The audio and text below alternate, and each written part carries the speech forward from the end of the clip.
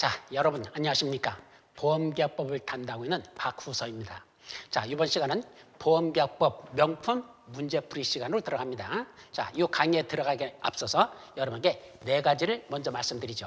자, 첫 번째, 문제풀이 과정에 들어가려면 먼저 기본서에 있는 내용과 판례집에 있는 내용들이 있죠. 이걸 어느 정도 공부가 된 상태에서 이 수업에 들어와야 됩니다. 만약에 기본서나 판례에 대한 공부가 전혀 없이 그냥 문제풀이도 어떻게 해보자? 절대 안 됩니다. 여기는 문제는 기본적인 문제보다는 수준이 높은 문제가 많기 때문에 무슨 말인지를 못 알아듣습니다. 따라서 일단 기본서와 판례에 대한 공부는 어느 정도 된 상태에서 수업에 임하시기를 바랍니다. 자, 두 번째로서는 여기 있는 문제들은 시험 문제에서 가장 출제가 잘 되는 파트들, 그 내용들만 골라가지고 문제를 구성했습니다. 그리고 또 하나는 여러분들이 문제 풀면서 실수하기 아주 쉬운 것들이 있어요. 잠깐 착각하는 것들, 깜빡하는 거.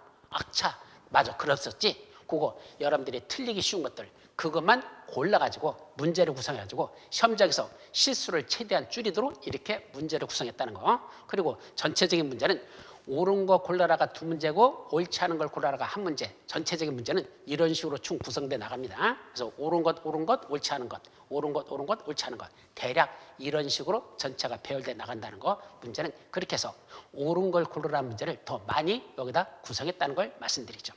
자, 세 번째로서는 여기 있는 전체적인 문제는 약 110문제 정도로 구성될 겁니다. 전체 문제는 110개 정도 된다. 그리고 시간은 매 시간마다 8문제 정도로다가 전후해가지고 문제풀이가 이루어질 겁니다.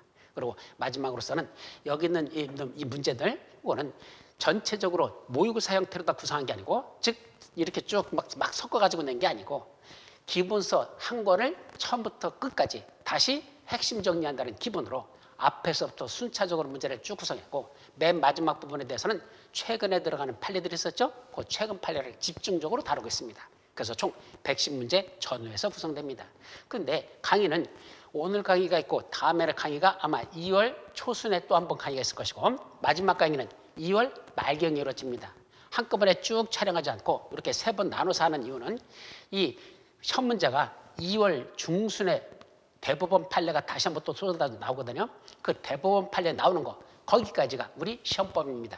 그래서 우리가 문제가 다 구성된 상태에서 있던 강의했다가 나중에 대법원 판례 또 중요한 게 나오면 그건 또 강의에서 빠질 수가 있으니까 혹시 거기서 시험 문제 날 것을 대비하기 위해서 2월 말 돼가지고 대법원 판례가 다 나오면 그걸 포함시킨 문제로서 마지막에 구성된다는 것, 여기까지가 여러분들에게 말씀드릴 내용이 되겠습니다. 자, 그렇다면 이제 문제를 하나하나 보도록 합니다. 자, 먼저 1번 문제 보도록 하죠. 그래서 자료는 이런 식으로 돼서 여러분들에게 3번이 제공될 겁니다. 그래서 오늘 강의, 그다음에 다음에 강의할 거, 그다음에 강의할 거. 그래서 3번으로 주시기 때문에 여기 있는 걸 보면서 여러분들이 문제를 푸는데, 다만 조심할 건 반드시 문제를 먼저 푼 후에 수업에 들어오십시오. 문제도 풀어보지 않고 바로 강의 듣는 건 전혀 도움되지 않습니다. 왜냐하면 저하고 같이 수업의 진도에 임하면 다 아는 것 같아. 뭐 그것도 들었던 거야. 근데 막상 혼자 시험 문제를 풀어보면 헷갈립니다. 이거였나? 저거였나? 그것들, 그 헷갈리는 것들이 마지막 정리하는 데 중요하기 때문에 반드시 혼자 문제 풀어보고 잘 푸는 거, 아는 것들은 굳이 시간상 이 설명 안 들어도 돼요. 그중에 헷갈리는 부분, 틀린 부분, 그것들을 집중적으로 여러분들이 수업을 듣는 것도 좋습니다. 물론 전체적인 걸 다 하나에 정리한다는 기분으로 수업을 다 듣는 건 바람직하니까 그건 제가 권장을 드리지만, 만약에 시간에 쫓긴다면 그때는 틀린 부분들, 내가 잘 모르는 파트, 그것만 골라가지고 해설 한번 읽어보고, 해설 읽었을 때 무슨 말인지 알겠어. 그러면 수업 안 들어도 돼요. 시간을 절약하기 위해서. 그러나 그때는 모르는 게 있다. 그때는 그거에 대한 해설이 어떻게 이루어지는지 강의를 들어가지고 채워넣는, 마지막은 그런 식으로 시간과의 싸움이기 때문에 한번 그렇게 하는 것도 괜찮다라는 걸 말씀드리죠. 자, 1번 보험의 분류에 관한 설명으로서 옳은 것. 자, 보험의 분류는 어떻게 되어 있죠? 실무상 분류와 그다음에 상법상 분류 두 가지로 나눠지는데, 실무상 분류에서는 여러 가지로 나눠지죠. 뭐 강제보험, 임의보험, 뭐 거기다 또 영리보험, 상호보험 등등 여러 가지 구분법이 있습니다. 우리 책에 보면 여러 가지 나오죠. 그거와 관련된 문제들이 되겠습니다. 자, 1번 의무적으로 보험에 가입하여야 하는 강제보험은 사회보험에 국한되며 민영보험에는 적용되지 않는다라고 되어 있습니다. 자, 먼저 강제보험이라는 건 의무적으로 보험에 가입해야 되는 거, 법에서 규정한 대로 의무적으로 가입하는 건 강제보험. 반면에 임의보험 가입하고 싶으면 가입하고 말고 싶으면 말고 그건 보험계약자 본인에게 선택이 달려있는 것 이런 건 임의보험이 되겠습니다.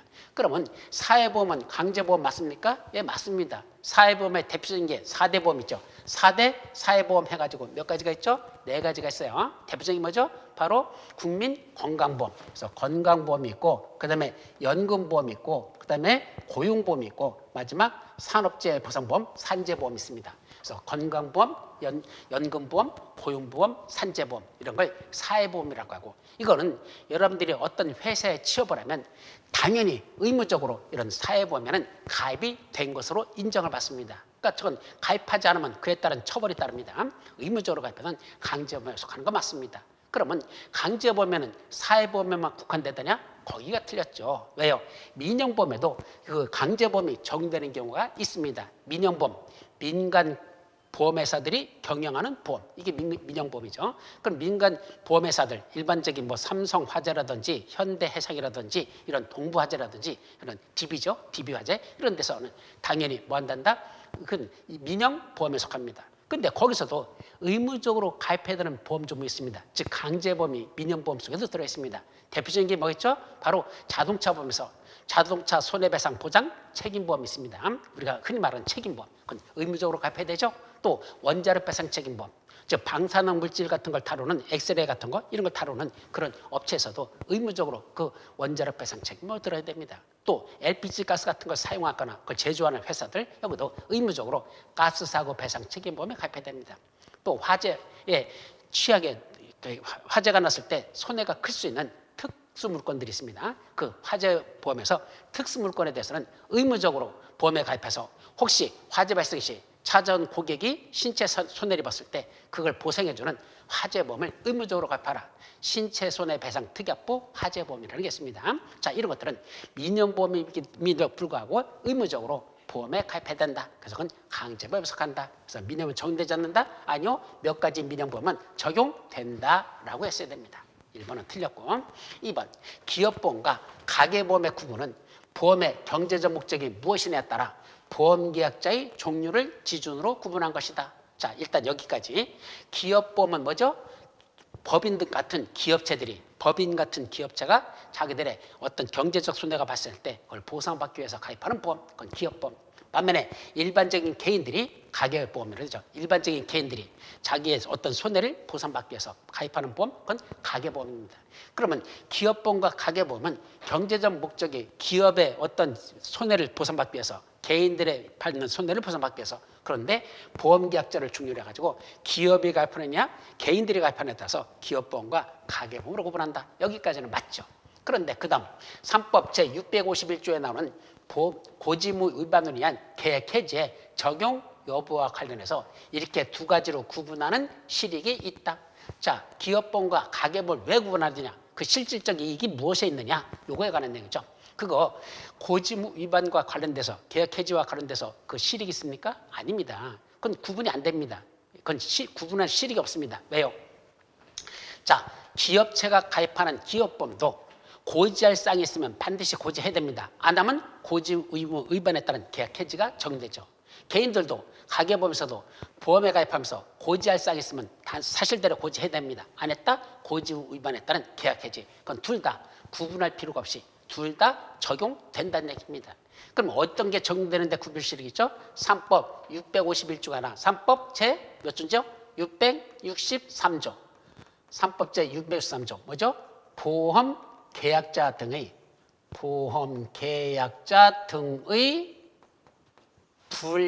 불이익 변경 금지 조항 있죠?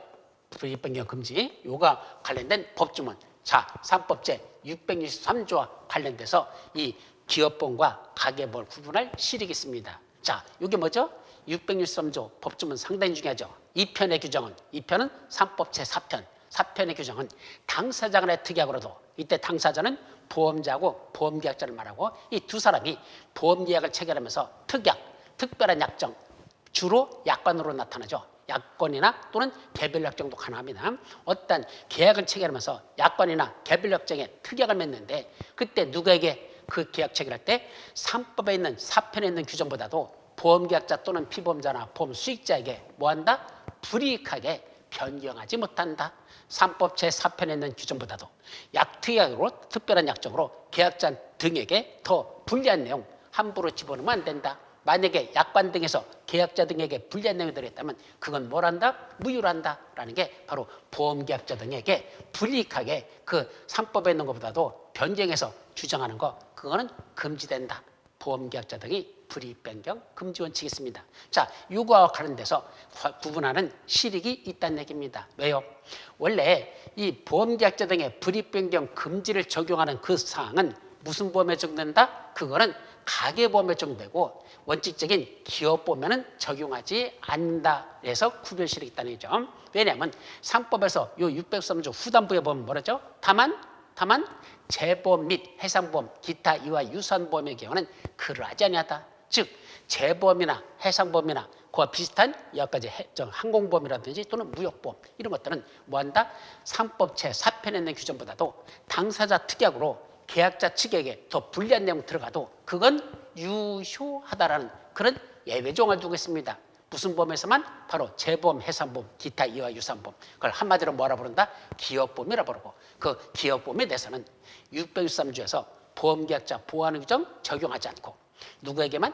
가계보험에서만 보험계약자에게 불이익하게 변경하는 약관 조항 등은 무효화시켜버리는 그 보험계약자 등의 불이익 변경 금지 원칙이 적용된다라고 했었습니다. 따라서 두 가지를 구분하는 실익은 어디에 있다? 3법 제663조에 있는 보험계약자 등의 불이익 변경 금지 적용을 하느냐 안 하느냐 거기서 구별 실익이 있다. 여기까지죠. 자, 따라서 이건 틀린 문장이 되겠습니다. 자, 세 번째 예정보험은 계약 체결 당시 보험계약의 주요 원칙에 대해서만 일단 합의를 하고 보험계약 체결할 때 중요한 것들 몇 가지만 일단 합의를 하고 문제는 보험증권에 기재되어야 할 보험계약의 내용의 일부가 계약 체결 당시에는 아직 확정되지 아니한 상태로 일단은 계약이 성립되는 이런 보험을 예정보험이란다. 따라서 예정보험은 보험계약의 예약이 아니라 그랬습니다. 그 자체로서 독립된 하나의 보험계약이 성립은 되는 겁니다. 보험계약 성립된 거야. 그런데 그 보험증권에 기재될 중요한 내용 중에 일부가 아직은 확정되지 아니한 상태로 가입하는 것들 이걸 예정보험이라고 부르죠. 이건 옳은 정답이 되겠습니다. 자, 그런데 그럼 예정보험의 대표적인 거 두 가지만 들어보자. 첫 번째는 선박 미확정 적하 예정보험이라고 썼죠. 선박 미확정 적하 예정보험. 또 하나 총괄보험이라는 게 있었습니다. 총괄보험이 왜 썼죠? 집합보험 중에서 즉 여러 개의 물건을 하나의 보험으로 가입하는 거 그게 집합보험이죠. 그중에 보험기간 중에 보험의 목적물 중에 일부 물건이 보험기간 중에 수시로 교체될 거로 예상된다. 교체된다는 얘기죠. 뭐를 예를 들었었죠?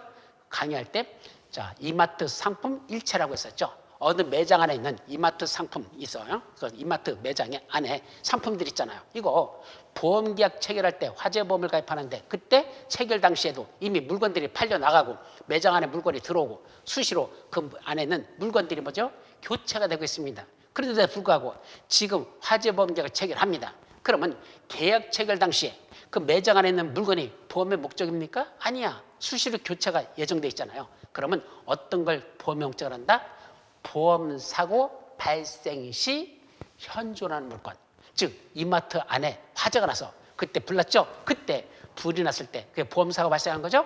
그때 매장 안에 있는 물건들 이걸 보험의 목적을 한다. 그게 바로 여기서 말하는 그 총괄보험의 성격입니다. 그런 걸 총괄보험이라고 그러죠? 바로 총괄보험도 계약 체결 당시에는 아직 보험의 목적이 확정되지 않은 상태입니다. 그런 걸 무슨 보험?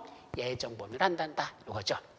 자, 정답이고 4번 3법 제4편 보험편은 상행위와 관련된 영리를 목적으로 하는 영리보험에만 적용할 뿐 상호보험이나 공제 그 밖에 이에 준하는 계약에는 적용할 수 없다라고 되어 있네요.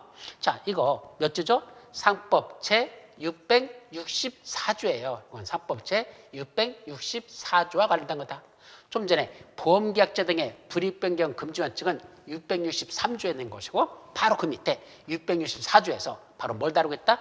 3법 제4편에 있는 이 보험편에 있는 규정들 있잖아. 이거는 원래 상법은 상행위를 하는 걸 규제하기 위한 법이거든요. 그러니까 상해유니까 영리를 목적으로 하는 겁니다. 거기에 적용되는 법인 건 맞습니다. 그런데 3법 제4편에 있는 이 보험편에 있는 내용들이 영리를 목적으로 하는 보험에만 적용될 뿐 영리를 목적으로 하지 않는 그런 상호보험이나 공제나 그 밖에 이에 준하는 계약들은 적용하지 않더냐 적용될 수 있다는 얘기입니다. 거기도 준용될 수 있다는 얘기입니다. 어떤 경우에 그 성질에 반하지 않는 범위 내에서만. 바로 3법 제4편에 있는 그 내용들이 무슨 보험에 상호보험이나 공제나 등의 그의 성질에 반하지 않는 범위 내에서는 어디에도 준용한다고 했죠? 바로 3법 제623조에서 624조에서 상호보험, 공제 그 밖에 이에 준하는 그런 계약에도 준용할 수 있다고 됐으니까 적용할 수 없다? 아니요. 그것도 적용할 수 있다는 뜻입니다. 따라서 옳은 건 3번만 정답이 되겠습니다. 자, 여기까지 하고 2번 문제. 3법 제623조 보험계약자 등의 불이익 변경 금지에 관한 설명으로서 옳은 것 1번 623조 시험 문제 출제 아주 잘 되는 파트죠. 그러니까 여기는 시험 문제 집중적으로 나니까 정확하게 숙지하셔야 됩니다. 자, 1번 보험계약의 특성 중에 하나인 부합계약성은 3법 제663조와 밀접한 관련이 없다. 자, 보험계약의 특성에는 여러 가지가 있죠. 선의계약성부터 시작돼가지고 여러 가지 있어요. 그중에 부합계약성이라는 게 뭐죠? 부합계약성. 자, 우리 보험계약에서는 부합계약이라는 건 보험자가 즉 계약 당사자 중 일방인 보험자가 그 계약의 내용을 이루는 걸 자기가 일방적으로 작성하고 그 상대방한테는 선택의 여지만 너 이거 가입할래 말래 하는 선택의 여지만 주는 이런 계약. 즉 계약의 당사자 중 일방이 계약의 내용을 이루는 걸 일방적으로 자기가 혼자 작성해놓고 상대방한테는 그거 들이밀고 봐라 마음에 들면 가입하고 마음에 들지 만 가입하지 마라고 선택의 여지만 주는 계약 이런 걸 부합계약성이라고 합니다. 따라서 보험에서는 보험자가 일방적으로 보험계약의 내용인 보험약관을 작성하고 계약자는 그걸 보고 약관의 내용을 보고 가입할 거냐 말 거냐 선택의 여지만 가지는 이런 계약이니까 무슨 계약이죠? 부합계약성입니다. 그럼 이 부합계약성의 특성은 뭐가 문제죠? 자, 보험자가 일방적으로 약관의 내용을 만들다 보니까 자기한테 유리한 내용만 집어넣고 계약자 측에게 불리한 내용이 얼마든지 들어갈 수 있습니다. 그래가지고 3법 제4편에 규정된 내용보다도 이 당사자 간에 약정했다지만 사실은 보험자가 일방적으로 만든 약관 내용 이거에 계약자한테 불리한 게 들어있다면 그거 효력을 인정해야 될까 그걸 무효화시킬까 그걸 무효화시키자는 얘기입니다. 그게 바로 무슨 조항이다? 자, 3법 제623조 보험계약자 등의 불이익 변경 금지 원칙이 바로 계약자 측에 불리한 약관 조항이 있다면 그건 무효화시켜버린다. 어디 있는 것보다도 3법 제4편에 있는 내용보다도 계약자한테 불리한 건 무효화시키자는 이거는 바로 부합계약 때문에 계약자한테 불리한 내용이 들어갈 수 있으니까 그때 계약자를 보호하기 위해서 663조라는 조항을 만들었기 때문에 결국 부합계약성은 663조와 밀접한 관련이 있다라고 했어야 됩니다.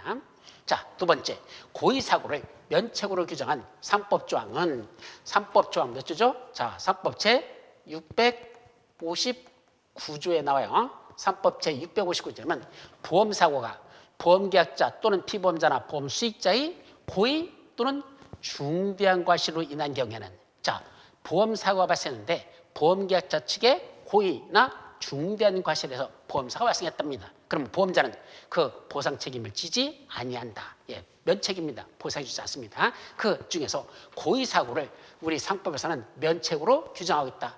책임을 면한다. 보험금을 지급하지 않겠다는 뜻이죠. 그 상법정은 보험제도의 악용을 막기 위한 것. 여기까지는 맞죠.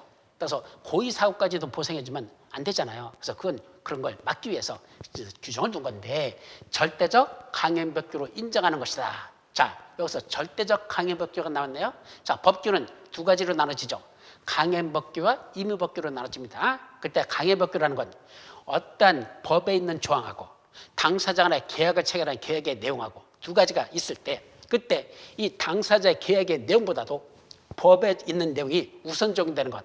둘이가 서로 충돌됐을 때 내용이 법에 있는 내용과 당사자 간의 계약의 내용이 서로 부딪혔을 때 서로 다를 때는 법에 있는 내용이 우선 적용된다. 그때 이 법조문을 뭐라 부른다? 그걸 강행법규라고 부른다. 반면에 아니야. 법조문보다도 당사자 간의 합의한 내용이 우선 적용되고 여기에 없는 내용만 법에 있는 걸 보충적으로 적용된다. 그때 그 법조항을 뭐라 부른다? 그걸 임의법규로 한다. 이랬었죠. 다만 강행법규도 다시 둘로 갈라지죠. 절대적 강행법규와 상대적 강행법규로 구분됩니다. 이때 절대적 강행법규라는 건 오직 법에 정해진 대로만 적용돼야 되지, 법에 있는 대로 하지 않고 조금이라도 바꿔서 적용되는 것, 이거는 인정하지 못한다. 오직 법대로만 효력이 발생한다. 이거는 절대적 강행법규. 반면에 이미 여기 상대적 강행법규는 아니야, 법 있는 게 먼저 적용되는 건 맞지만 만약에 당사자 간에 약정한 게 경제적 약자인 보험계약자 측에게 더 유리한 내용이 여기 들어있어.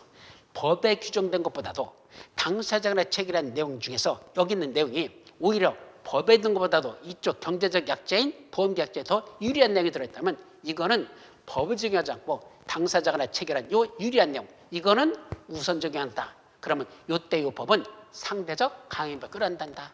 자, 원칙적으로는 법이 먼저 적용되는 건 맞지만은 요 당사자 간에 합의한 내용 중에서 계약자한테 더 유리한 내용이 있다면 그거는 무효가 아니라 유효시키자. 이거는 상대적, 이런 법을 상대적 강행법규라고 부른다. 이랬었죠. 그렇다면 이때 고의사고는 절대적 강행법규로서 고의사고는 어떤 기억에도 보상하지 않는다. 이렇게 해석하는 게 맞느냐 이거죠. 원래 659조에서는 고의나 중대것에 대한 사고는 보험자가 보상 책임을 지지 않는다 그랬으니까 면책이니까 어떤 경우에도 고의는 보상하지 않더냐, 이거에 관한 문제죠. 자, 옛날에는 고의 사고를 면책으로 인정한 경우도 있었습니다. 옛날에는 고의 사고는 무조건 보상하지 않는다. 왜? 보험계약은 자, 무슨 계약이죠? 사행계약성을 갖는다 그랬죠. 유행을 발휘하는 계약입니다. 즉 어떠한 우연한 사고가 났을 때 그에 따라서 보험금을 지급하는 거지, 우연한 사고가 아닌 고의 사고는 면책이라는 건 절대적 강행 규정으로 봤었습니다. 근데 지금은 그렇지 않습니다. 예를 들면 보증보험 있죠. 보증보험은 이미 보험계약자의 의무, 채무불이행 또는 법령상 의무불이행 이거잖아요. 계약상 의무불이행 또는 계약상 자기가 어떤 상대방한테 배상 책임을 지는 거, 상대방한테 갚아야 될 채무를 이행하지 않았다. 그 채무를 불이행했을 때 그게 보험사고잖아요. 그러면 갚아야 될 걸 안 갚았다? 알면서도 갚아야 될 게 있다는 걸 알면서도 돈을 안 갚았잖아. 그럼 그게 뭐죠? 그게 고의사고죠. 따라서 보증보험은 고의사고를 보상해주는 그런 보험의 종목이 있더라. 또 생명보험에서도 있었죠. 자, 생명보험에 가입을 했습니다. 근데 보험자의 책임이 개시된 후 2년이 지나가지고 자살한 경우. 자, 자살이란 자기 목숨이 끊어질 걸 알면서도 감히 행하는 행동, 이게 자살이잖아요. 근데도 자살했는데도 뭐 한다? 보험금을 지급하라고 생명보험 약관에서 규정하고 있습니다. 아니, 고의사고가 절대적 면책 규정이라면, 절대적 강행법규라면 그때는 자살은 고의사고이기 때문에 절대로 보험금을 지급해서는 안 되잖아. 준다라고 계약자한테 유리하게 만들어도 그것도 무효란 얘기입니다. 근데 그게 무효입니까? 아닙니다. 현재 책임보험에서, 현재 생명보험에서 인정을 하고 있습니다. 2년이 지나서 자살했던 보험금 지급한다는 그 조항은 무효가 아니라 유효한 것으로 인정을 받고 있습니다. 따라서 그런 내용들을 볼 때 이건 절대적 강행법규가 아니라 이거는 고의사고를 면책이라는 건 절대적 강행법규로 보지 않는다라는 것 아셨죠? 그게 현재는 절대 강행법으로 인정하지 않는 것이 현재 야권과 판례 입장이다라고 보셔야 됩니다. 인정하지 않는다. 절대적 강행법규로 보지 않는다. 그렇게 해석하는 뜻이죠. 자, 세 번째 3법 제663조 보험계약자 등의 불이익 변경 금지 규정은 보험에 대한 지식이 부족한 사회적 약자인 보험계약자 측을 보호하기 위한 제도로서 사적 자치 원칙을 실현하기 위한 수단이다. 일단 여기 제도로서 여기까지는 맞습니다. 663조 조항은 왜 됐다? 그래, 보험에 대해서 잘 모르는 경제적 약자인 보험계약자를 보호하려고 3법에 이 3법 4편에 있는 내용보다도 계약자한테 불리한 약정은 다 무효시켜버리는 이 조항을 두었다. 여기까지 맞습니다. 근데 이게 사적 자치 원칙을 실현하기 위한 수단이다. 요거는 또 생각해야 됩니다. 사적 자치 원칙이 뭐죠? 원래 근대법, 즉 자본주의가 발달하면서 뭐가 생겼다? 계약 자유의 원칙이라고 했습니다. 즉 어떠한 계약을 체결할 때는 계약 체결 당사자가 니들이 알아서 그 계약 내용을 정하라는 얘기입니다. 국가가 원칙적으로는 거기에 간섭하지 않겠다. 이게 계약 자유의 원칙이라 하죠. 거기서 파생된 게 바로 뭐다? 바로 사적 자치 원칙입니다. 개인들끼리 니들끼리 알아서 계약을 체결하는 게 사적으로, 즉 너희와 두 사람이 계약 당사자가 니들끼리 계약의 내용은 알아서 정하라는 얘기입니다. 가급적 국가가 법으로 간섭하지 않겠다는 얘기입니다. 근데 이걸 강조하다 보니까 무슨 문제가 되죠? 경제적 약자인 자하고 강자인 자하고 같이 계약을 체결하면 아무래도 강한 자가 자기가 더 힘이 세니까 약자한테 불리한 내용을 집어넣어서 계약이 체결됩니다. 그럼으로써 자본주의의 가장 단점인 빈익빈 부익부, 가진 자는 더 많이 갖고 없는 자는 더 적게 얻는 부익빈, 부익부, 빈익빈이라는 이 현상이 발생했잖아요. 그래서 국가가 개입하는 그런 수정자본주의라는 게 나온 겁니다. 따라서 이때 사적 자축을 그대로 강조한다면 어떻게 되는 거죠? 보험자고 보험계약자고 어떤 계약력을 체결했어. 그럼 그거 그대로 효력 발생하는 거, 이게 사적 자축입니다. 그런데 663조는 그걸 부정하고 있는 거죠. 아니야. 당사자 간의 계약을 체결했다 하더라도 계약자한테 불리한 내용, 어디 있는 것보다도 3법 제4편에 있는 법조항보다도 계약자한테 불리한 약정이 들어있다면 그 조항들은 전부 다 모조리 멋있게버려라, 무효화시켜버려라. 이게 663조이기 때문에 사적제 원칙에 뭐다? 예외에 속하는 게 바로 제663조입니다. 그래서 3법 제663조 조항은 사적 자치에 예외에 속한다라고 했어야 됩니다. 그래서 사실 실현하기 위한 수단이다 하면 틀리죠. 다섯 틀렸고 4번 보험계약자 등의 불이익 변경 금지 규정이 적용되지 않는 기업보험은, 자, 좀 전에 기업보험에 대해서는 보험계약자한테 불이익 변경 금지 원칙을 적용하지 않는다 그랬습니다. 설령 그 기업체하고 보험회사하고 보험계약을 체결한다 하더라도 그 기업체한테 불리한 내용이 계약 내용에 들어있다 하더라도 이건 무효화시키지 않는다. 왜냐하면 그 기업은 경제적 약자로 볼 수 없다. 적어도 보험에 대해서 니들도 어느 정도 전문가들이 그 기업체 안에 근무하기 때문에 걔들하고 계약을 체결하는 건 설령 계약자한테 불리한 내용이 들어있어도 그건 무효가 아니라 유효화시키자는 이 예외적인 조항, 이거는 모든 기업보험에 적용되는 게 아니라 기업보험 중에서도 어떤 보험들만 재보험 및 해상보험, 기타 이와 유사한 보험에만 적용된다라고 됐었죠. 따라서 이건 옳은 정답이 되는 겁니다. 기업보험이라고 다 603조 불이익 변경 금지 규정이 적용되는 게 아니라 그 중에 어떤 것만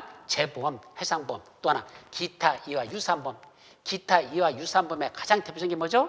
바로 항공보험 같은 거, 비행기 같은 거, 대한항공 얘들이 가지고 있는 비행기들 있죠? 관련된 보험들, 항공보험, 이것도 여기서 기업보험의 요거에 속하는 겁니다. 또 있었죠? 무역보험. 좀 이따 무역보험이라는 거에 관련된 내용이 좀 이어서 나와요. 그래서 그 무역보험 이런 것들은 뭐가 관련된다? 기타 이와 유사한 보험으로서 꼭 663조 보험계약자 등의 불이익 변경 금지 원칙이 적용되지는 않습니다. 자, 그게 적용되지 않는 거에 항공보험, 무역보험도 속한다. 이렇게 정리하시면 되겠습니다. 따라서 옳은 건 4번만 정답이 되겠습니다. 다음 3번 3법 제663조 보험계약자 등의 불이익 변경 금지에 관한 설명으로서 옳지 않은 것, 다툼이 있으면 판례해야 한답니다. 자, 먼저 항공기 기체보험, 이게 바로 항공보험 중에서 여러 가지가 있어요. 항공기 비행기 자체, 그게 손해 입었을 때 보상받는 거 항공기 기체보험입니다. 기체라는 건 비행기 자체를 말하는 거죠. 또 승무원들 입는 거기서 승무원들이 죽거나 또는 다쳤을 때 보상받는 거, 승무원들이 입는 그 손해봤던 거, 또 거기 있는 승객들이 비행기 사고로 손해 입었을 때 그 배상책, 승객에 대한 배상책임에 관련된 것들 등등이 항공보험에 들어있습니다. 그때 항공기 기체보험에서 고지무 위반 시에, 자, 비행기 보험에 가입하면서 항공보험에 가입하면서 일부 고지할 중요한 사항을 고지하지 않았습니다. 고지무 위반이죠. 그때 보험자가 계약을 해지할 수 있는 기간은, 자, 고지무 위반에 따른 계약 해지는 우리 상법에서 어떻게 규정했죠? 보험자가 그 계약자의 고지무 위반 사실을 안 날로부터는 1월 내에, 보험계약을 체결한 날로부터는 3년 내에 하나여 그 보험계약을 해지할 수 있다라는 제척기간을 두고 있습니다. 따라서 고지무 위반에 따른 계약 해지의 제척기간은 안 날로부터는 1월, 보험계약을 체결한 날로부터는 3년 내에 한해서만 계약을 해지할 수 있다고 되어 있죠. 그 해지기간을 5년으로 규정한 약관 조항은 비록 상법의 규정보다도, 상법은 몇 년 내면 해지할 수 있다? 예, 고지무 위반으로 계약 해지하려면 3년 이내만 계약을 해지할 수 있다고 그랬는데 5년으로 늘려버리면 계약자한테 더 불리하게 변경한 거죠. 불리하죠? 3년 내만 해지할 수 있다면 계약자는 3년만 지나면 이제 고지무 위반에 따른 계약 해지는 안 당하는데 5년 이내 해지할 수 있다면 2년이 더 길어졌잖아.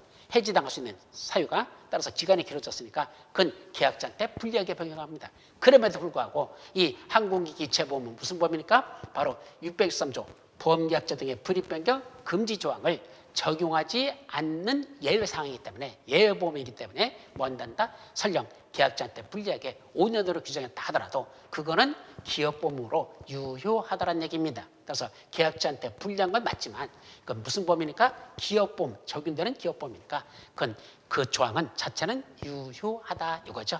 자, 두 번째, 수산업협동조합 중개가 실시하는 어선공제는 해상보험으로서 기업보험의 성격을 인정할 수 있으므로 보험계약자 등 불이익변경 금지 규정이 적용되지 않는다. 자, 먼저 수산업협동조합 중개가 실시하는 어선공제. 어선공제는 뭐죠? 자, 고기잡이 배를 가지고 있는 분들끼리 모여가지고 하나의 공제를 만들었죠. 그래서 그걸 운영하는 건 수산업협동조합 중앙에서 운영을 하고 있습니다. 그럼 이 어선들의 보험이니까 이 중에 해상보험으로서 선박보험에 속하는 건 맞습니다. 해상보험이잖아. 그럼 아까 해상보험, 재보험, 해상보험 이런 것들은 불이익변경 금지 원칙 적용하는 예외 조항으로서 그땐 계약자한테 불리한 내용 들어가도 그건 유효하다고 그랬잖아. 기업보험이니까 해상보험에 들어가니까 따라서 기업보험 성격 가지니까 불이익변경 금지 규정이 적용되지 않는다? 맞을까요? 아닙니다.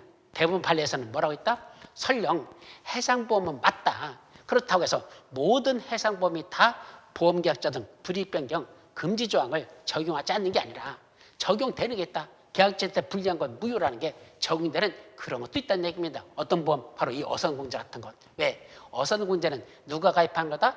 영세 어민들이 가입하는 거지. 저 큰 어떤 기업체들이 선박을 몇십만 톤 되는 그런 큰 선박을 거느리고 있는 그런 일반적인 기업체가 아니고 영세 어민이 가입하는 거기 때문에 이건 보험계약자를 보호할 측면이 있다. 따라서 어선공제에 대해서는 보험계약자 등의 불이익변경 금지 조항이 적용된다라고 이렇게 판결을 내는 겁니다. 그래서 적용되지 않는다. 그래서 이게 옳지 않은 정답이 되겠습니다. 3번 외국법을 준거법으로 정함으로써 공사 양속에 반하는 경우 또는 보험계약자의 이익을 부당하게 침해하는 경우에는 외국법 준거약관의 효력을 부인할 수 있다. 자, 준거법이라는 게 뭐죠? 어떠한 내용에 대해서 다툼이 발생했을 때 그걸 어느 걸 적용할 것이냐, 어느 걸 적용할 것이냐, 그걸 정한 법. 이게 준거법이에요. 예를 들면 우리가 어떤 계약을 체결하면서 그와 관련돼서 어떤 만약에 소송을 제기한다면 이거는 서울에 있는 법원을 기준으로 해서 거기도 서울에 있는 법원에다가 소송을 제기하기로 한다. 아니면 부산에 있는 법원을 소송을 제기한다. 이런 걸 계약 당사자가 서로 정하는 것. 그 조항이 바로 준거법 조항입니다. 가장 많은 건 뭐죠? 해상보험에서. 해상보험과 관련해서 어떤 분쟁이 발생할 때는 어느 나라 법을 적용할까? 우리나라 법이 우선 적용될까? 아닙니다. 일반적으로 전 세계적으로 영국의 법과 관습에 따른다는 그런 해상보험의 특성이 있습니다. 따라서 해상보험에 대한 준거법은 주로 영국의 법과 관습에 따라 정한다고 그렇게 규정된 내용들이 있다는 얘기죠. 자, 따라서 그 외국법을 준거법으로 정한다. 외국에 있는 법의 기준에서 그 법에서 해결하지 우리나라 법을 적용하지 않는다라고 약관에 됐답니다. 약관에 그런 준거법 조항을 넣어놨습니다. 그러면 나중에 분쟁이 발생해서 해결하려고 했더니 문제되는 게 뭐죠? 그 외국법에 있는 내용을 그대로 이 문제에 적용되면 우리나라에 뭘 해친다? 공서양속에 반하더라. 공서양속이라는 다른 말로 미풍양속이라고 불러요. 공서양속, 미풍양속 같은 말이야. 자, 우리나라에 미풍양속 그런 걸 해치는 그런 것이 된다. 외국법을 적용했다가는 외국법을 준거법으로 해서 그 법을 적용했다가는 우리나라 공서양속을 해친다 또는 계약자에게 이익을 부당하게 침해할 우려가 있더라. 그때는 외국법의 준거법을 적용하는 걸 배제할 수 있다. 적용하지 아니할 수 있다. 그 효력을 부인할 수 있다 얘기입니다. 그것도 맞는 문장입니다. 판례 입장이죠. 네 번째, 무역보험은 민영보험이 아닌 일종의 공연보험입니다. 왜요? 이 무역보험의 대표적인 게 뭐죠? 무역보험에 뭐가 들어있어? 바로 수출보험과 수입보험이 들어있습니다. 원래 적하보험이라고 하는 건 선박에다 배에다 물건을 싣고 해외로다가 수출하는데 또는 해외에서 물건을 수입해 들어오는데 그 항해 중에 어떤 보험의 목적에 손해가 났을 때 보상해 주는 거 이게 적하보험 아닙니까? 근데 이 적하보험에 가입을 안 시켜주는 경우가 있어요. 예를 들면 선박이 어디를 통한답니까? 저기 아프리카에 있는 소말리아 해협을 통과하는데 소말리아 하면 떠오르는 게 뭐다? 바로 해적들. 파이어리든가 그 해적들 그 자들이 득실득실 되고 있잖아요. 그럼 거기 가다가 납포당하면 손해나면 보험회사가 그에 따른 보험금 지급하는 게 액수가 너무 크다는 얘기입니다. 사고 발생 가능성이 너무 높다는 얘기입니다. 그래서 그런 물건들은 아예 받아주질 않습니다. 근데 수출을 해야 되는데 수입을 해야 되는데 일반적인 해상보험에서는 가입을 할 수가 없어. 그래서 국가에서 그런 수출과 수입을 보장해 주기 위해서 그 손해입지 않도록 그 기업체들을 보호해 주기 위해서 무슨 보험을 만들었다? 무역보험이라는 걸 만들었고 그 무역보험 속에 수입보험과 수출보험과 수입보험이 그 속에 들어있는 겁니다. 자, 그러면 이거는 누가 운영하더냐?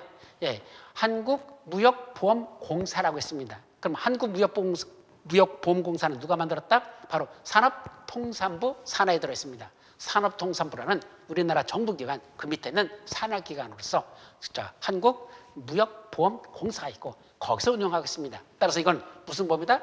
공공기관이 운영하는 보험, 공용보험인 건 맞습니다. 요한. 그런데 특별법인 무역보험법에서 정한 규정에 따라서 정됩니다.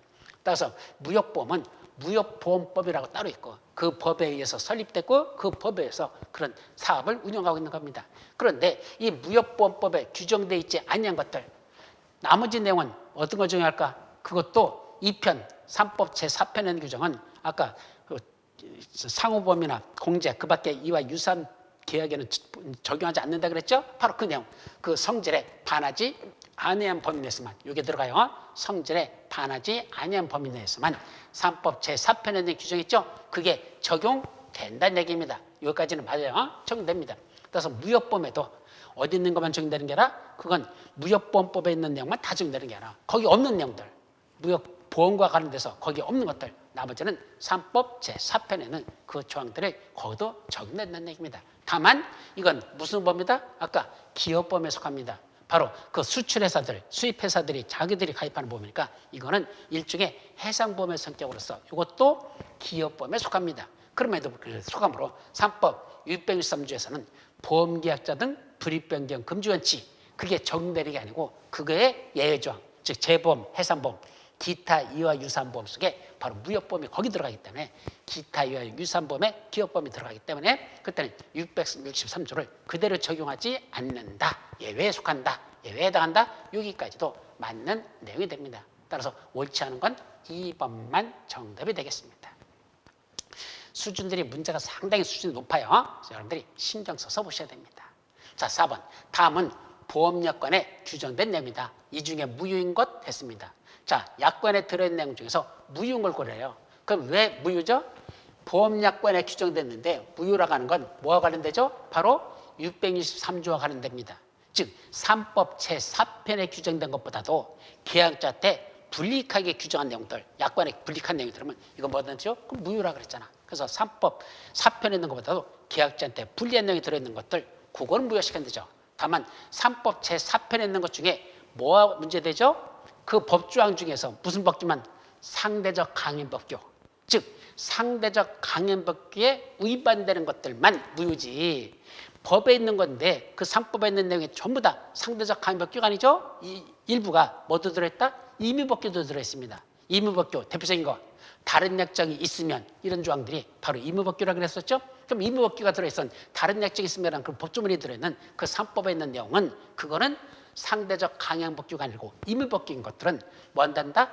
그래 약관에서 설령 3법에 있는 것보다도 더 불리한 내용이 들어있어도 그 임의법규가 우선하는 게 아니라 계약 당사자의 계약의 내용이 우선하기 때문에 그다음 약관의 내용이 우선 적용되기 때문에 그때는 이건 무효가 아니라 유효가 되는 것들 임의법규보다도 어디 있는 거 이 약관에 있는 내용이 있다면 임의법규와 약관에 있는 내용이 같이 결부된 게 있다면 그때는 임의법규가 우선 적용되는 게 아니라 약관의 내용이 우선 적용되니까 이건 무효가 아니라 유효가 된다. 그걸 조심하라는 얘기입니다. 그런 관련된 걸 지금부터 찾습니다. 자, 그럼 무효인 걸 고르래. 1번 보험자가 보험계약자로부터 보험계약의 청약과 함께 보험료 상당하기 전부 또는 일부의 지급을 받은 때는 청약하면서 보험료를 같이 냈대.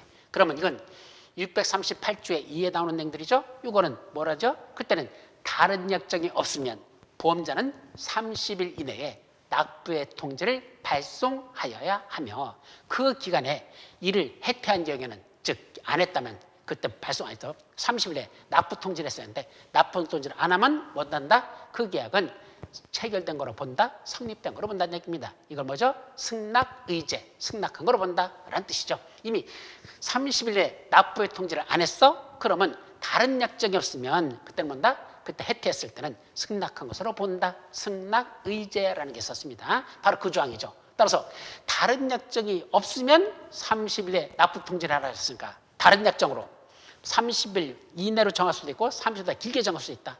그건 무슨 법규니까?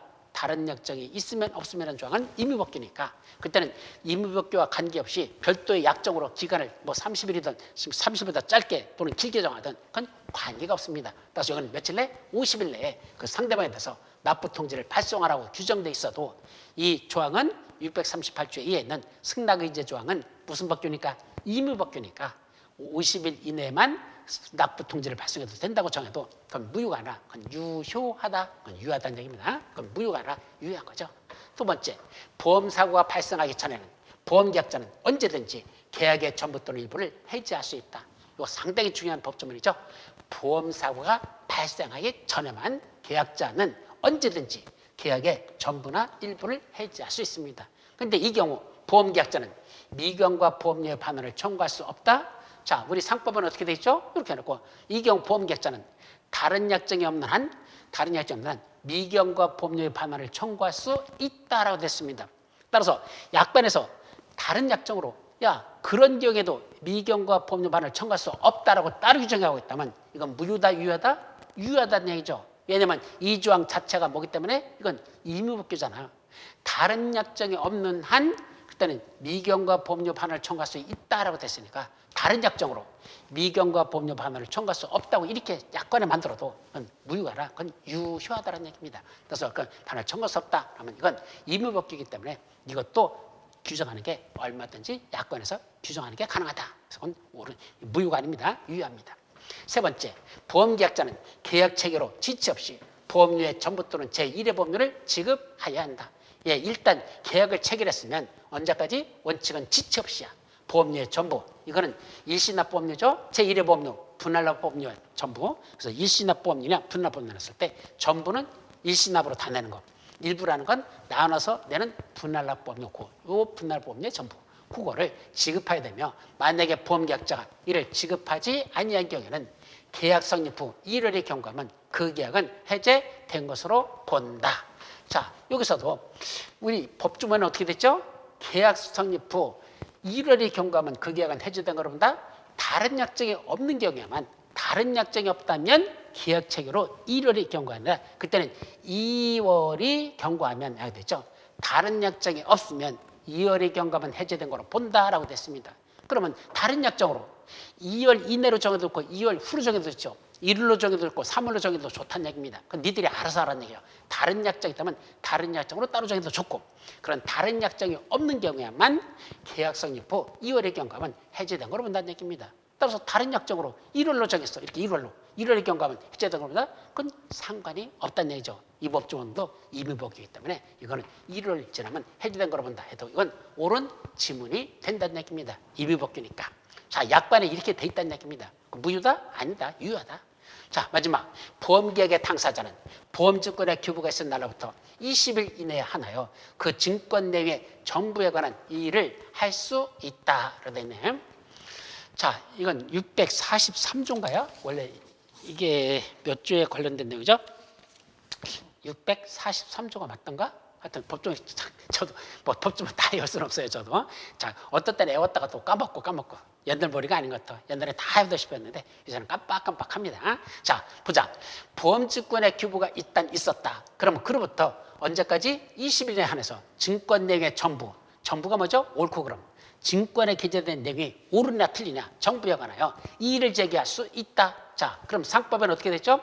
보험증권의 규부가 있은 날부터 뭐라고 됐습니까? 원래 일정 기간 이내 보험증권의 규부부터 일정한 기간 이내에만 뭐 할 수 있다? 그 증권의 내용에 관해서 보험증권의 내용에 관해서 증권의 정부 옳고 그름에 관하여 뭐 할 수 있다? 이의를 할 수 있음을 약정할 수 있다. 이의 제기할 수 있는 걸 약정할 수 있답니다. 따라서 일정한 기간이라는 건 뭐라 했더냐? 그 다음 게 중요하죠. 그 일정한 기간은 1월을 내리지 못한다라고 됐습니다. 그럼 1월을 내리지 못한다는 건 무슨 말이야? 최소한 1개월 이상의 이의제기 기간을 줘야 된다 이 말이죠. 그러면 1개월 이상 이의제기는 줘야 돼. 거기에 다른 약정이 없으면 1월을 내리지 못한다 이런 말이 없습니다. 그냥 법조문에 1월을 내리지 못한다. 그럼 아무리 짧게 이의제기 기간을 줘도 1개월 미만으로 정해서는 안 된다. 1월을 내리지 못한다는 건 1개월 미만으로 정해서는 안 된다는 얘기입니다. 그럼 최소한 이의제기 기간은 1개월 이상 줘야 되지 그보다 짧게 주면 그거는 613조에 걸려가지고 무효가 된다는 얘기입니다. 근데 여기는 뭐 20일 이내만 정부여관에서 이의를 제기할 수 있다 이렇게 돼 있죠. 바로 계약자한테 불리하게 변경한 건 맞습니다. 그래서 상대적 강요법규에 위반해가지고 계약자한테 불리하게 만든 조항이니까 이건 뭐 된다? 이건 무효가 맞더라. 그래서 무효는 몇 번? 4번만 무효가 된다. 그렇게 여러분들이 이해하시면 됩니다. 자, 이제 5번 보험계약의 특성에 관한 설명으로서 옳은 것. 자, 보험계약의 특성은 여러 가지가 있죠. 자, 그중에 보험계약의 성립 요건으로서 보험계약의 서면 작성, 또 보험증권의 작성이나 교부 또는 보험료의 지급을 요구하지 않으므로 보험계약은 사행계약이다. 사행계약이라는 건 요행을 바란다 그랬죠. 즉 고의사고가 나 우연한 사고, 불확실성에 우연한 사고가 발생했을 때 보상해 주는 거, 이게 원래 사행계약이잖아요. 자, 그런데 성립요건은 뭐만 갖추면 되죠? 계약의 당사자의 의사표시 합치만 있으면 계약은 성립됩니다. 즉 보험자고 보험계약자고 보험료 낼게, 보험금 줄게라는 그 목적을 정한 후에 그 다음에 그 의사표시 합치, 청약과 승낙이란 의사표시 합치만 있으면 보험계약은 성립이 된다는 얘기입니다. 따라서 계약의 성립 요건은 뭐만 있으면 된다? 청약과 승낙이란 의사표시만 있으면 계약은 성립하는 것이지, 거기다가 무슨 계약을 체결할 때 서면으로 작성해야 된다, 증권을 작성해서 교부해야 된다, 또는 보험료를 지급해야 된다, 이런 걸 필요로 하지 않습니다. 이런 걸 요구하지 않기 때문에 이런 계약을 뭐라 부른다? 불료식 낙성 계약을 한단다. 그게 바로 불료식 낙성 계약의 특성을 명시하고 있는 겁니다. 사행 계약이 아니다. 자, 두 번째, 보험계약의 부활은 부활 청구 시에 연체보험료와 약정이자를 지급해야 하므로 유물계약이다. 예, 보험계약 부활을 청구할 때는 반드시 연체보험료에다가 약정이자를 합쳐서 그걸로 지급하면서 청약을 해야 됩니다. 그럼 부활 청약할 때 보험료를 같이 냈다고 해가지고 이걸 유물계약으로 볼 수 있다냐? 유물계약의 반대말이 뭐죠? 낙성계약입니다. 자, 승낙만 있으면 성립하는 계약, 이게 낙성계약이에요. 말 그대로 승낙이 있으면 성립한다, 보험자의 승낙만 있으면 계약은 성립된다, 이 낙성계약이죠. 그러면 이 반대말이 유물계약이죠. 즉 보험자 승낙만 있다고 계약이 성립되는 게 아니라 그에 따른 일정한 금전적 어떤 것들이 같이 지출이 돼야지만 계약이 성립되는 것들. 대표적인 뭐죠? 현상광고. 우리 똘똘이가 집에서 나가가지고 돌아오질 않습니다. 그래서 찾아야 되잖아. 그래서 전봇대 같은 데다가 우리 현상광고 갖다 붙이잖아요. 자, 똘똘이를 찾습니다. 그래갖고 사진 같이 올리고, 이거 혹시 찾아서 저한테 주시는 분한테는 후사하겠습니다. 그때 후자가 두털 후자거든요. 제 이름이 나왔고서 두툼하게 보상해 주겠습니다. 후사하겠습니다. 라고 써놓잖아요. 그때 얼마 준대? 찾으면 100만 원 드리겠대. 써놨어. 그게 현상광고입니다. 이때 100만 원을 지급했다는 게 들어있지 않은 계약은 그건 무효가 된다는 얘기입니다. 그때는 그런 계약을 무슨 계약을 한다? 유물계약이라 하죠. 그럼 이때도 보험료를 지급해야지만 이때 부활이라는 게 성립이 되더냐? 아닙니다. 연체보험료와 약정이자를 지급하라고 했어도 그거는 부활계약이 다시 성립되기 위한 요건이 아니고 그거는 부활의 효력이 발생한 효력 요건입니다. 따라서 이때 말하는 이 요물계약이라는 건 계약 체결 당시에 그 금전적 이런 게 같이 들어가야 되지, 그게 없으면 계약 성립 자체가 안 되는 겁니다. 그게 요물계약이야. 그러면 이때 연체보험료와 약정이자 안 냈다고 계약이 성립 안 된다? 아니요. 그거 없어도 보험자의 뭐만 있으면 승낙이란 의사표시만 있으면 설령 아직 보험료 안 냈다 하더라도 그래도 부활계약은 성립될 수 있기 때문에, 다시 부활될 수 있기 때문에 이때는 역시 이 보험계약의 부활은 불료식 낙성계약으로 봐야 되지, 이걸 유물계약으로 봐서는 안 된다는 것 아주 조심하시기 바랍니다. 자, 3번 보험제, 보험약관 설명 의무, 보험 의무는 보험계약의 선의계약성과 밀접한 관계가 있다. 자, 선의계약성이라는 게 뭐죠? 선의. 원래 우리 법에서는 선의라는 건 어떠한 사실을 모르는 사람, 악이 아는 사람, 이런 뜻이죠. 즉 선의계약서라는 건 사고가 이미 났다는 걸 이미 아는 사람들, 그런 사람들이 보험계약을 체결했다? 그럼 이미 사고 났다는 걸 알면서 들어왔다? 그럼 보험계약이라는 게 성립할 수가 없죠. 그래서 모르는 사람들, 착한 사람들만 보험에 들어라, 이런 얘기죠. 그래서 이걸 유지하기 위해서 어떤 거죠? 고지무라든지 우연변경 증가의 통지무라든지 등등 계약자를 규제하기 위한 많은 법주문들이 들어있습니다. 그런 것들은 전부 다 선의계약성을 유지하기 위한 법적, 제도적 장치다 이 말이죠. 그런데 문제는 보험약관 설명 의무 또 보험 의무 이것도 계약자를 그렇게 규제하기 위한 선의계약성을 유지하기 위해서 만든 내용이냐? 이거 아닙니다. 이 선의계약이라는 이 말이 조금 사실은 저는 마음에 안 드는데 왜? 계약자한테만 요구하는 겁니다. 계약자 너만 선의계약성 착한 자만 보험 들어라 이걸 요구합니다. 물론 사양계약성 성격 때문에 적은 보험료 내고 많은 보험을 받는 이 문제 때문에 계약자를 규제하는 건 맞습니다. 근데 보험자를 규제하는 건 선의계약성이 아닙니까? 당연히 계약자도 선이라면 보험자도 선의만 있어야 되지.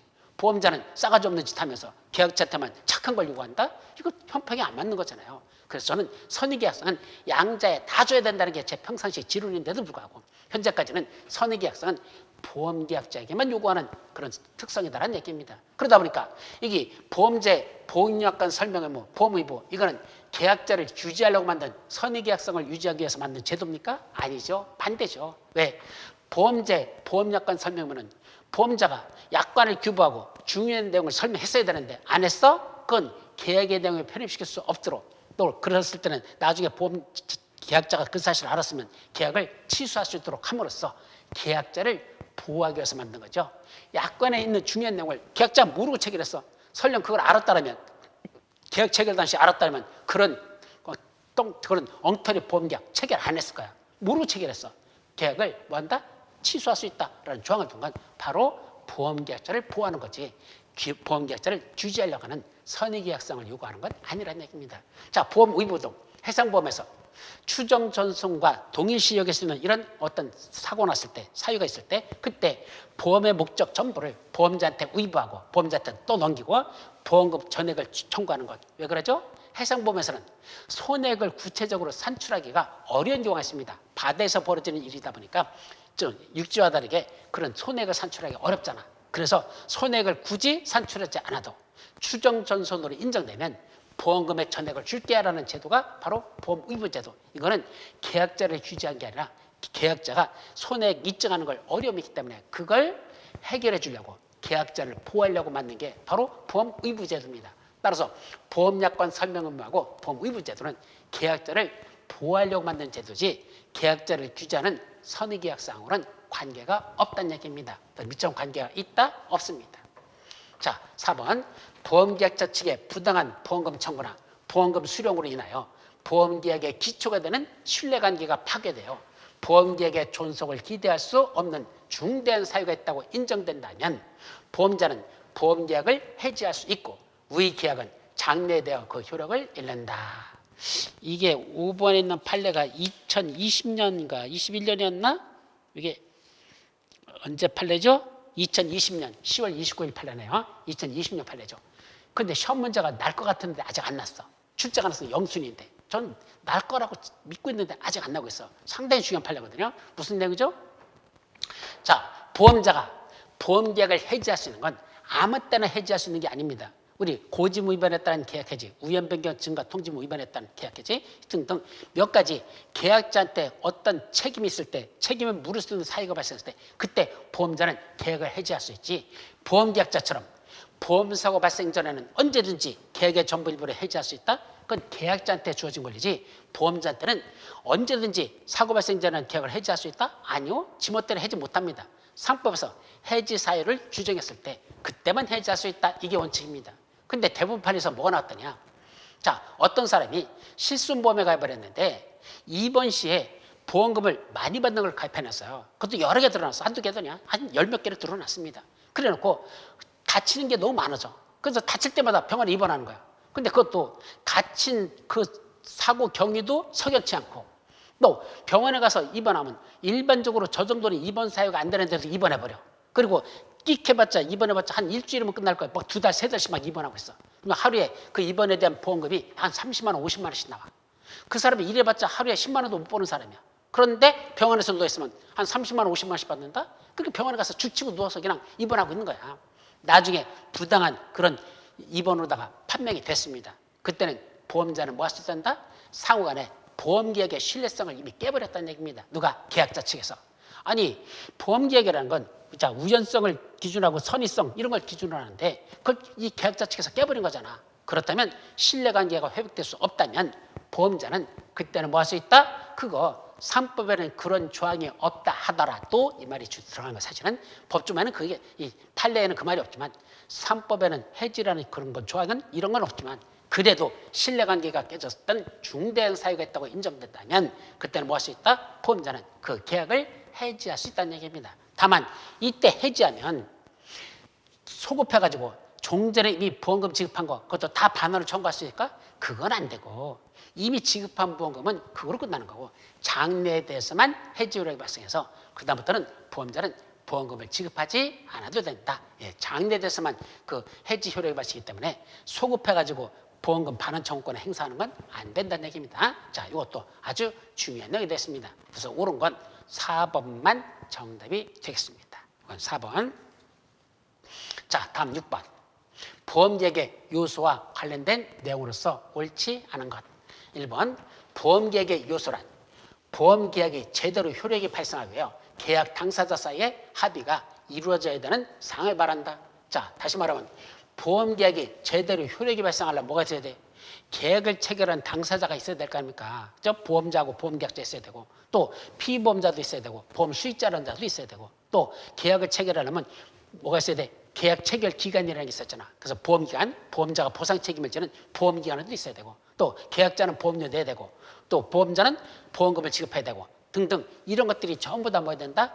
보험계약이 유효하게 효력이 발생에 의해서 갖춰야 될 그런 요소들이라는 얘기입니다. 합의가 이루어져야 될 요소들, 그것들을 보험계약의 요소란다 한다. 예, 맞는 문장이죠. 근데 이때 보험계약의 당사자는 누구만 있단다? 보험자고 보험계약자만 보험계약의 당사자고 누구는 들어가지 않는다? 피보험자와 보험 수익자 등은 당사자에서 제외된다. 예, 이건 보험계약의 관계자에는 들어가지만 계약의 당사자는 보험자고 보험계약자만 포함됩니다. 자, 세 번째. 대리인에 의하여 보험계약을 체결한 경우 내가 보험계약을 체결하지 않고 우리 집사람을 대리인으로 세워가지고 당신이 가서 계약 좀 체결해. 그럼 대리인을 임명한 거죠. 그럼 대리권 수여에 의해서 보험계약을 체결하면 그때 대리인이 안 사유는 자, 내는 몰랐어. 안 갔으니까. 근데 대리인이 가서 대신 아는 사유가 있다면 그건 누간과 동일하다? 바로 본인이 안 것과 동일한 것으로 뭐한다? 한다. 동일한 것으로 추정한다가 아니라 그냥 한대요. 다시 말하면 대리인이 아는 것은 계약책에서 아는 건 누간과 동일하다? 보험자, 보험계약자, 보험계약자 스스로 그런 사실을 안 것으로 뭐한다? 추정한다가 아니라 안다 했으니까 뭐죠? 간주규정입니다. 간주규정이야. 추정한다 하면 안 돼요. 본다. 그건 간주규정이란다. 그렇기 때문에 이건 번복할 수가 없습니다. 원칙적으로 추정은 반증이 있으면 뒤집어서 번복해서 할 수 있지만 간주규정은 그런 번복이 안 돼. 뒤집을 수가 없다는 거. 따라서 본인이 안 것과 동일한 것으로 인정한다요. 확정한다. 그게 한다. 바로 간주규정이라는 걸 조심합니다. 추정하면 틀렸죠. 그래서 옳지 않은 것 3번이 정답입니다. 4번 심신박약자가 보험계약을 체결하거나 단체보험의 피보험자가 될 때 의사능력이 있는 경우에는 심신박약자의 사망을 보험사고로 하는 보험계약은 유효하다. 자, 이건 어디서 나오는 거죠? 자, 15세 미만자, 심신상실자 또는 심신박약자의 사망을 보험사고로 하는 보험계약은 뭐한다? 무효로 한다라고 돼 있잖아요. 이건 절대적 강행 법규야. 그 사람들이 사망했어도 보험금을 주겠다는 계약을 체결해도 그건 뭐가 된다? 무효라는 얘기입니다. 계약자한테 유리한 규정이라 하더라도 그것도 무효예요. 왜? 15세 미만자, 심신상실자, 심신박약자는 언제든지 죽음에 놓일 가능성이 높기 때문에 그 경제자격자인 그 자들을 보호하기 위해서 그 자들을 피보험자라는 보험계약, 다 사망을 보험자라는 보험계약은 다 무효시켜버리겠다. 이렇게 만든 겁니다. 자, 그런데 거기 딱 하나 예외가 있죠. 15세 미만자하고 심신상실자의 사망을 보험사하는 보험계약은 볼 것도 없어. 그건 절대적 무효사야. 근데 누구만? 세 번째 나오는 심신박약자. 이 사람만 자기가 스스로 보험계약을 체결하나. 즉 심신박약자인 본인이 보험계약자이면서 동시에 자기가 죽으면 피보험자가 되는 거야. 그래서 심신박약자가 스스로 보험계약을 체결하는 거니까 자기가 보험계약자이면서 동시에 피보험자. 또 하나 심신박약자 단체 피보험자. 그럼 단체 보험에서는 누가 보험계약자죠? 단체 사장님이 보험계약자고 그 구성원들이 피보험자가 되는 거죠. 그럼 단체에서 피보험자니까 이때는 누가 보험계약자? 단체가 보험계약자. 피보험자? 바로 이 심신박약자. 이 사람이 피보험자입니다. 그 계약은 무효다 유효하다? 그거는 유효하다는 얘기입니다. 따라서 심신박약자가 보험계약을 자기가 스스로 체결하거나 아니면 단체보험에서 피보험자 될 때는 그 계약이 무효가 아니라 사망을 보험사가로 보험계약을 체결했다 하더라도 그 심신박약자의 사망을 보험사가로 보험계약을 하더라도 유효할 수 있습니다. 전제조건 바로 요거 의사능력이 있는 경우 언제? 보험계약 체결 당시 계약 체결 당시에는 그 심신박약자가 자기가 지금 하고 있는 행위가 어떤 행위인지를 판단할 수 있고 분별할 수 있는 의사능력이 있었을 때만 물론 계약 체결하고 의사능력이 상실돼도 관계없어요. 계약 체결 당시에만 자기가 이런 계약을 체결하고 있다는 사실을 알면서 체결했다. 의사능력이 있다 이 말이죠. 그렇다면 그때는 그 보험계약은 그 심신박약자의 사망을 보험사는 보험계약은 무효가 아니라 뭐란다? 유효하다 그랬습니다. 옳은 문장이죠. 그래서 틀린 건 바로 3번만 정답이 되겠습니다. 자, 60분이 됐는데 아까 앞에 조금 설명하라고 8문제를 써야 되는데 지금 6문제야. 한 문제만 더 풀고 나서 우리 쉬도록 합니다. 자, 보통 8문제씩 나갈 거예요. 근데 지금은 7문제는 한 문제만 더 풀고 쉬도록 하죠. 자, 1번, 7번 보험계약 관계자와 관련된 내용으로서 옳은 것. 자, 계약과 체결 관련된 사람들이야. 자, 먼저 태아를 피보험자로 하여 태아의 사산을 보험사고로 하는 보험계약이 친권자 전원의 동의하에 체결된 경우에도 그 계약은 유효하다. 자, 엄마하고 아버지가 뭐 했었죠? 동의를 해줬어. 자, 이 태아가 사망하면 보험금을 받겠다는 그때 죽어서 태어나더라도 보험을 받겠다는 이조화체에서 뭐가 될까요? 무효입니다. 이거는 자 태아의 사산을 보험사고로 하는 보험계약은 이건 볼 것도 없이 이건 무효라는 거, 그건 유효가 아니라 이건 무효라는 걸 조심하시기 바랍니다. 그런데 요거하고 두 번째 내용하고 헷갈려서는 안 된다는 걸 조심합니다. 그래서 일부러 두 개를 같이 놨어요. 자, 두 번째 거 태아를 피보험자라는 건 뭐야 똑같아. 근데 무슨 보험이야? 사망을 보험사고로 하는 보험계약 아니라 태아의 사산 죽어서 태어나는 거. 그럼 사망보험이잖아. 이건 무효지만 뭐 하는 거? 상해보험계약을 체결했대요. 그건 무효다 유효하다? 유효하다는 얘기입니다. 태아가 다치면 이런 보험을 들면 그건 무효가 아니라 그건 유효하다는 얘기죠. 유효하고 그 보험계약이 정한 바에 따라 보험기간이 개시된 이상 즉 약관의 내용을 검토해봤더니 그 상해보험을 했더니 태아가 태아인 상태에서 이미 보험기간이 시작되는 거로 그렇게 만들었다는 얘기입니다. 그렇게 해석이 돼요. 보험기간이 이미 태아인 상태에서 보험기간이 시작된 거로 보는 이상 그 출생 전이라도 태아가 보험에서 정한 우연한 사고로 사기를 입었다면 출생 전인데 상해를 입었다? 뭐 한 거죠? 아기가 원래 출생은 뭐죠? 엄마로부터 뱃속에서 나와가지고 분리됐을 때 이게 바로 우리는 그걸 출생으로 봅니다. 엄마의 몸에서 분리돼서 나왔을 때 이게 살아있을 때요. 그 상태. 그렇다면 이거를 우리는 출생으로 본다는 얘기죠. 근데 아직 엄마 뱃속에서 나오는 게 아니었어. 나오고 있는 상황이야. 근데 잘 안 나와. 그래서 뭐 했어? 이 흡착기라고 있습니다. 그래서 머리 쪽을 뱃속에 엄마 뱃속에 있는 그 자궁 속에 있는 아기를 머리를 갖다 이렇게 잡아가지고 당기는 게 있습니다. 근데 이게 잘못 당기다가 귀를 몰았고 머리에도 상처를 줘가지고 심각한 어떤 후유장애가 발생했습니다. 그 태어났습니다. 그러니까 보험회사 뭐죠? 태아는 아직 피보험자 자격이 없기 때문에 설령 보험금을 지급한다고 약관을 만들었다 하더라도 이거는 태아 상태에서는 안 준다. 살아서 태어났을 때만 준다. 고지랄로 보험회사가 해석을 하면서 보험금 지급을 거절한 겁니다. 대법원까지 올라갔죠. 대법원에서 뭐란다? 아니야. 태아도 피보험자가 될 수 있어. 왜? 우리 태아도 인간의 존엄성을 갖고 있는 상태인데 태아일 때도 아직은 생명이 태동하고 있잖아. 이것도 인간의 존엄성을 한다. 헌법상 하나의 인격체로서 권리로서 보장해줘야 된다는 얘기입니다. 그것도 하나의 권리로서 보장해줘야 된다. 따라서 그것도 무효가 아니다. 유효하다. 그래서 상해보험계약처에서 애가 다쳐서 태어났다? 태아가 다친 상태에서 태어났다? 그때 그 태아의 상태일 때 다친 거에 대한 상해보험금은 지급하여야 한다. 그래서 그렇다면 이도 보험기간 중에 발생한 보험사고로 해당한다라고 해서 보험금을 지급하라고 한 옳은 판례가 되는 겁니다. 옳은 거죠. 조심하시기 바랍니다. 세 번째, 보험자는 보험대리상의 권한 중 보험계약 체결의 대리권 등 일부를 제한할 수 있더라.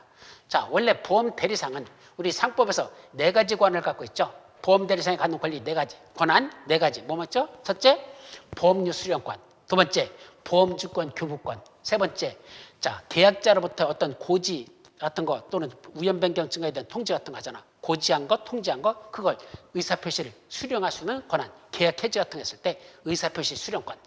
계약자 측으로부터 어떤 의사표시한 걸 보험자 대신 보험 대리상이 수령할 수 있는 의사표시 수령권.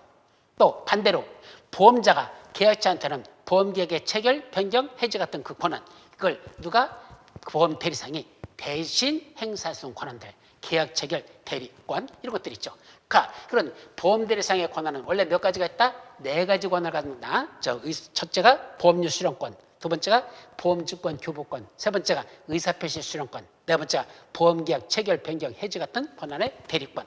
이걸 보험 대리상이 보험자를 대리해서 행사할 수 있다는 얘기입니다.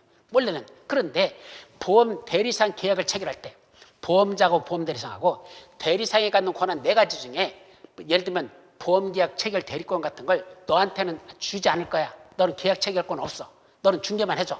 체결은 보험자가 직접 할 거야.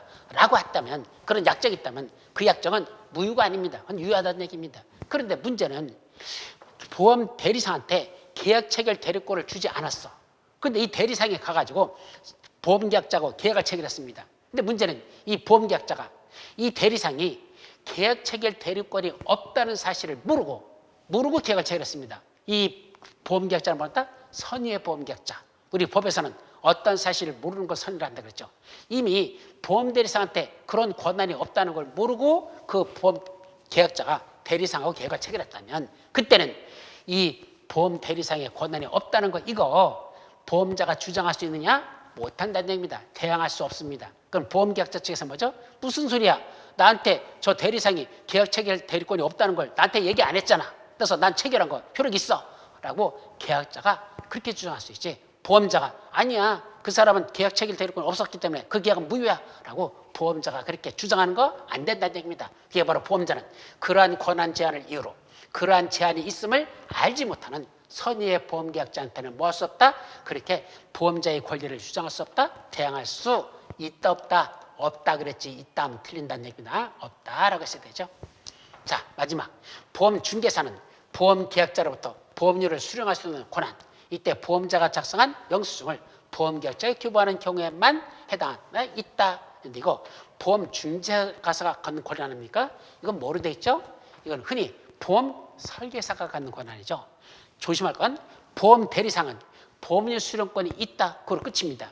보험료를 수령할 수 있는 권한 있습니다. 그런데 보험설계사도 보험료 수령권은 있는데 보험설계사는 조심할 게 있죠. 바로 보험자가 작성한 영수증을 그 계약자한테 교부할 때만 보험료 수령권이 있다는 제한이 보험설계사한테는 따라붙고 보험대리상한테는 이런 제한, 요 괄호 속에 있는 제한은 없다. 그 차이점도 구분하셔야 됩니다. 따라서 이건 보험중개사가 중요하라. 누가 하는 거다? 이건 바로 보험설계사한테 주어진 권한이다. 그렇죠? 그래서 보험설계사는 이런 보험료, 이런 전제 조건에 여러 가지 괄호 속에 있는 조건에서의 보험료 수령권과 보험증권 교부권 2가지만 갖는 게 보험설계사 권한으로 우리 상법에서 명시하고 있습니다. 자, 여기까지가 이번 시간 첫 시간 여러분들 볼 내용이었었죠.